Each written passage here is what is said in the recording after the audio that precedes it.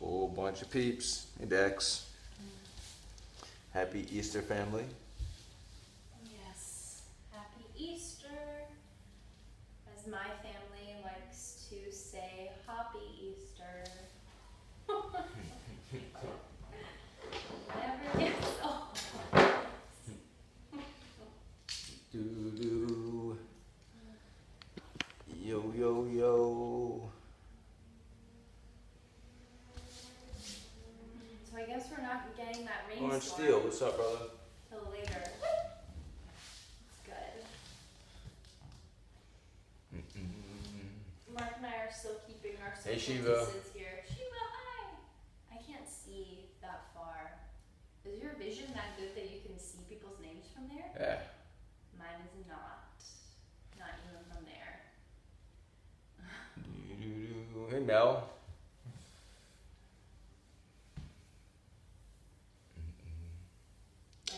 I even know what my shirt says and I can't see it.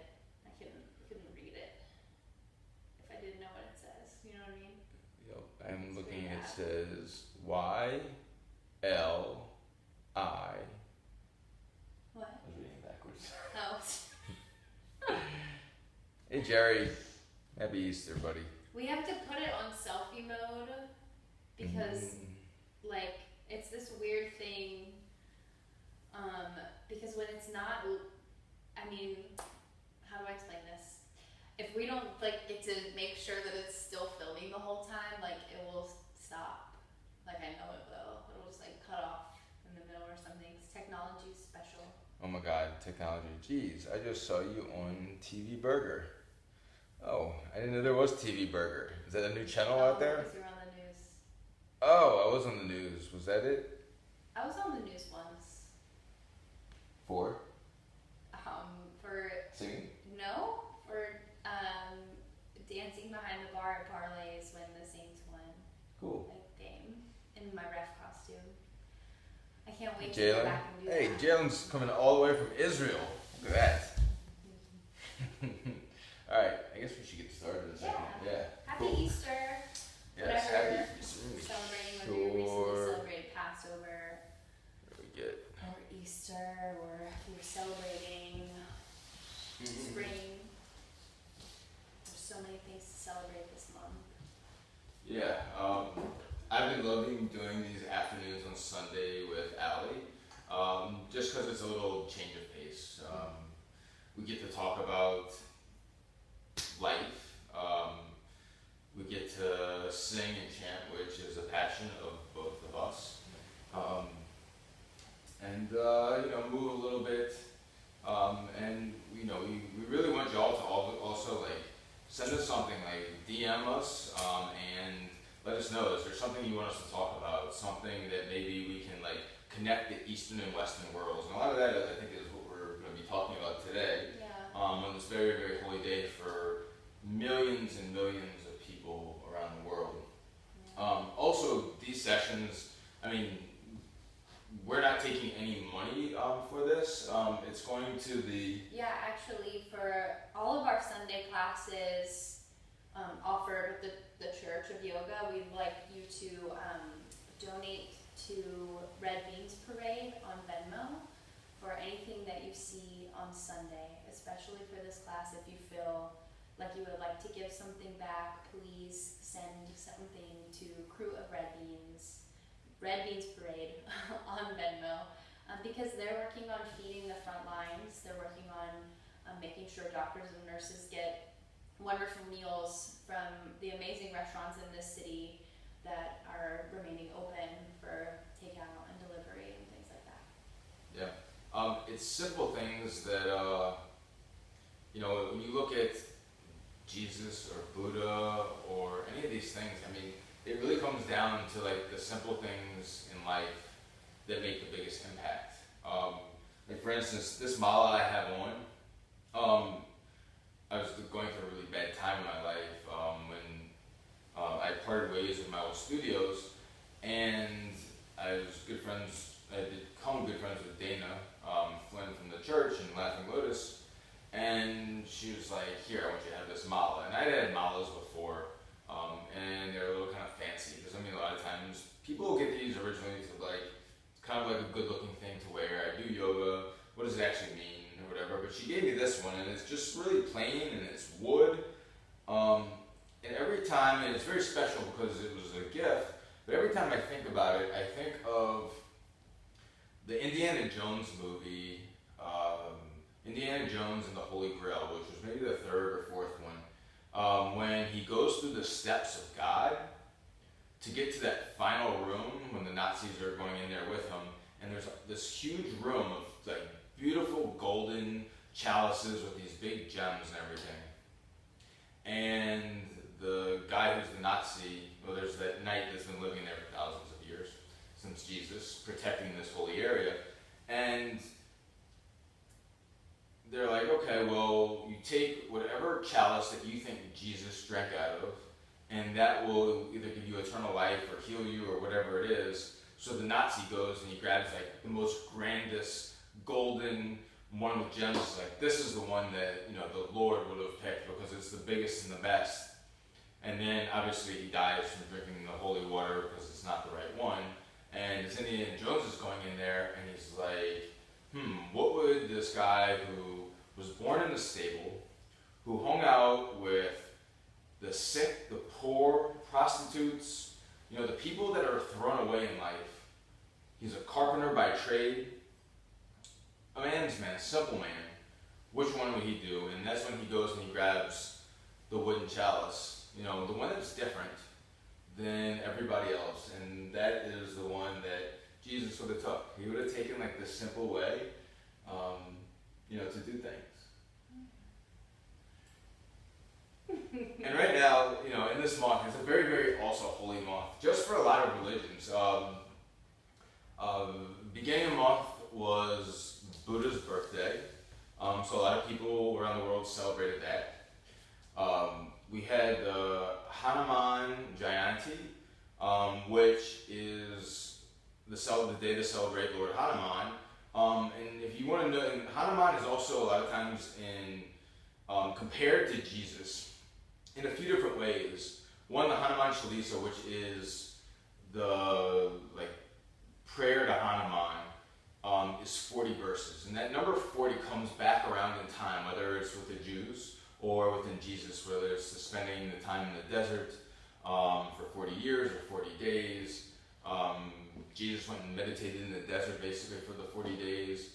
There's just so much there. And then also, if you see Hanuman as well, like, he takes his hands and he rips open his chest so you can see his heart. And if you think of like the Sacred Heart of Jesus, a lot of times you see a picture of Jesus with his chest wide open, so you know that like he is all love. And then we also have Passover recently as well. And another reason, like Passover, maybe like of kind of like what's going on here is like it was like all these plagues that were coming around the world from just some injustice that was happening. And where was I going with this? Oh, and then, you know, and so it was like a time for people to kind of look through this darkness and find the light. Like, what were like the little things that you needed to do, you know, to kind of give yourself to God and just be a good person. And it's kind of like what we're going through now. It's like our Passover, sort of. Like, there's this plague of things, and we're having to look at life in a little bit different way. And it's like a warning sign almost, like it was a warning to the Pharaoh, like, change your ways. The way that you treat people and the earth and everything else, like, it's not right. And we're going through this thing, and a lot of it is like, how did we treat, you know, the animals, or how did we treat the environment?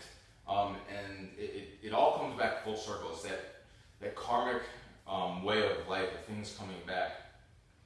And then at the end of the month, we have Ramadan starting in probably, I think, 12 days or something like that, in the Muslim faith. But today is about Jesus. And we all have like different traditions. If we grew up Christian or Catholic, some non-denominational way of how we celebrated. And I grew up with my dad being Jewish and my mom being Catholic, so we celebrated both. And it was really, really special that I could see like the similarities between the religions, and that it was really about like the unification of people getting together and celebrating each other and celebrating the divine in each other as well. What about you? You had some like traditions growing up in Easter? Oh, of course, man. Today, I really miss my mom's Easter mashed potatoes. Like, so much. But she's gonna send me the recipe. But my mom always made holidays really special. But she is very religious. I was christened Catholic, but I went to Methodist church, I went to Evangelical Presbyterian church, I went to Baptist church. I've tried all different kinds of churches with both parents. And something that our mom does every year, when we used to have the big family gatherings, we would have one egg with a $20 bill in it. And when you're a kid, you know, like over 10 years ago, $20 is like a lot of money. And like, you wanted that $20 egg. But there was also another egg that had a message inside, and it said, "The tomb was empty, and so is this egg, he is risen." And being a kid, we'd be like, okay, well, that's great, Mom, thanks. And as we got older, everybody got the empty egg in the Easter basket. And, you know, while I am lucky and able to look at all religions and welcome them into my life some way, this concept of the tomb being empty does stick with me, and it has stuck with me throughout my life, because from nothing comes something.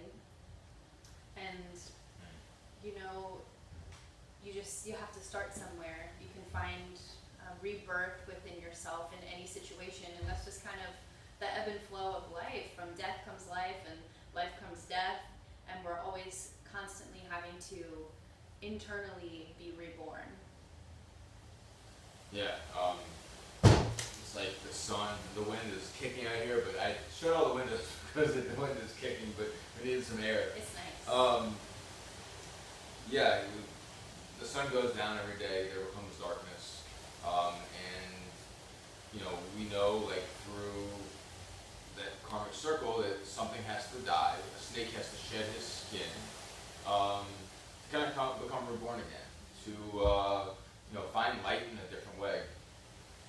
And you know, no matter what you believe in, the story of Jesus is, you know, there was death so we could all have life. And it happens in plenty of the different scriptures in the Vedas of, you know, things being destroyed, like Lord Shiva taking something out so something beautiful else can have life.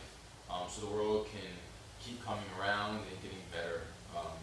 By the stuff that we learned, you know, death doesn't always have to be the death of someone. It could be the death of something. It can be like the taking away of something in your life that you just didn't need, and something that was holding you back or holding you down, or making you a person that you didn't want to be. And you know, once we start to acknowledge those things, then there's this thing that we can rise up to. You know, the resurrection. We can be reborn. We can find that rebirth. So today, special little jam. Sing with us. Let's start with 3 ohms first, and then we have yeah, a little fun melody for Easter today. Mark's really excited about I it. am really excited. I was like, wait, these all sound the same. And then if you've heard George Harrison's song "My Sweet Lord," I'm like, I just kind of like took his song, but I didn't really take his song, but it all goes together, right? Yeah, you know. We all get something from somewhere else, It all right? goes together. Yeah. Just like the Hopi Indians say that religions are the strands of faith that will someday pull the world out of darkness. You know? Yes. You know, we have to work together, and we're better together in that respect. Yeah. So, whoever your higher power is, let's bring our voices together. For the sound of your soul waking up 3 times. The sound of Om. Big breath in.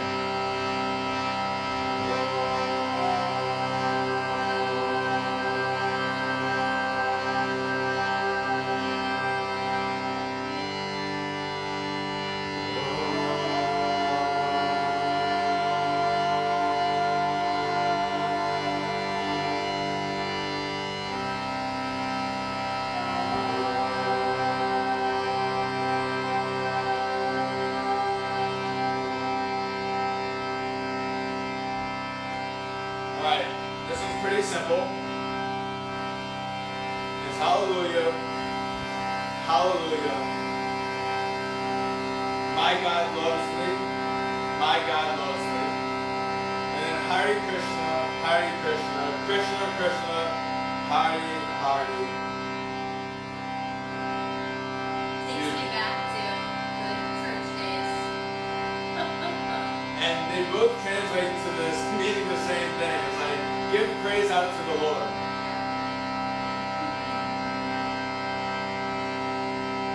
Hallelujah, hallelujah. My God loves me. My God loves me. Hallelujah, hallelujah. My God loves me. My God loves me.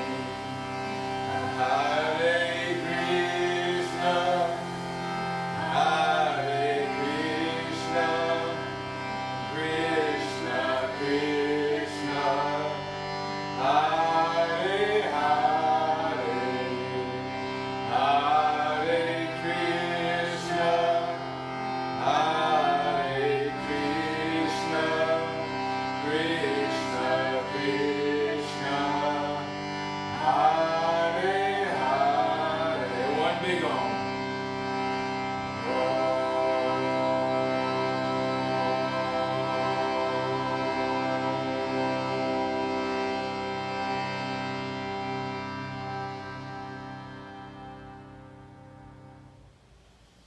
Big breath in. Let it go. Soak it all in.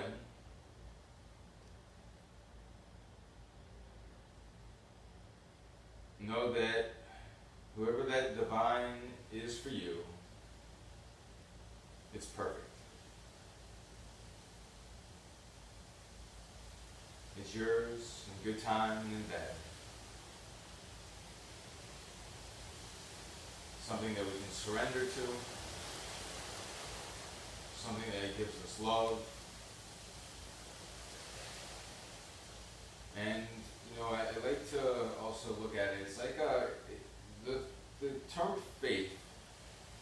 I like to compare it to like your cell phone, because we're constantly always on our cell phones, right? And it's like you have faith that when you turn on your cell phone, it's gonna come on, and when you want to scroll your Instagram, your Facebook, Google, whatever, you can't see whatever it is that's happening, but you know it's there.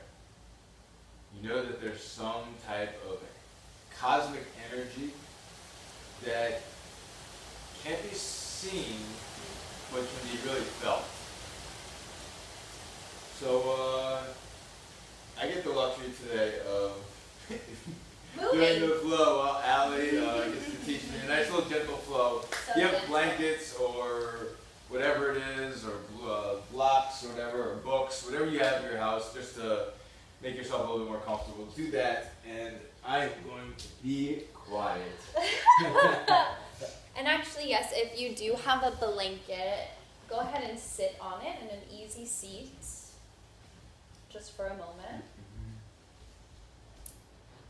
And take your right fingertips and place them on the earth, just slightly behind your right knee, so you've got a little space for your elbow to bend, and take your left palm and place it on top of your left knee. Yep. It's called a Bhumisparsha mudra, and Bu means earth, and Parsha means touch. Just take a few breaths here. Draw the breath in, let it fill the abdomen and the heart and the lungs and the top of the throat.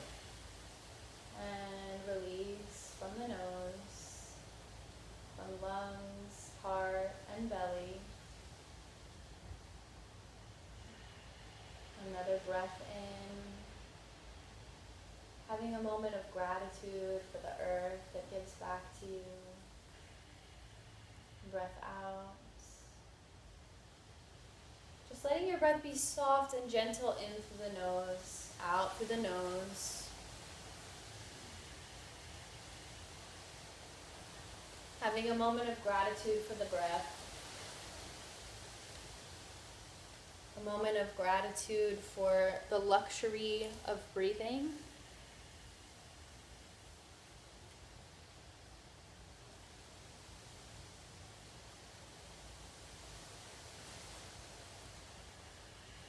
For being able to direct the winds of your body wherever you need it to go. Send the breath to a little area that might need some love or attention. Maybe it's in the sits bones. Maybe it's in the heart. Maybe it's in the solar plexus. Maybe it's in the fingertips.